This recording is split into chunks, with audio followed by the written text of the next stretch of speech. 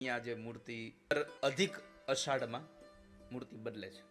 અધિક અષાઢ તો કેટલાય વર્ષો પછી આવે અને એમ કહે છે કે ત્યારે 7 દિવસ એ મૂર્તિને બધું બનાવતાનું લાગે છે.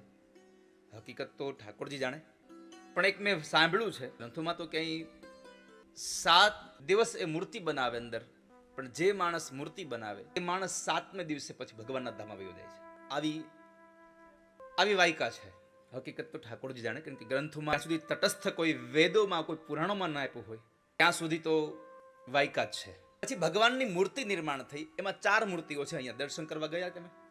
4 મૂર્તિઓ છે. કેટલી છે? કઈ કઈ? વહી તો બાત હે. ભગવાન 4 સ્વરૂપ અહીંયા છે.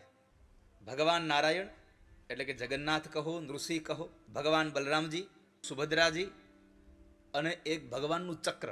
ભગવાનનું ચક્ર જે છે એ ભગવાનના આ જે વૃક્ષ આવ્યું હતું ને ત્રણેય, એમાંથી જ એક શાખામાંથી બનેલું ચક્ર છે.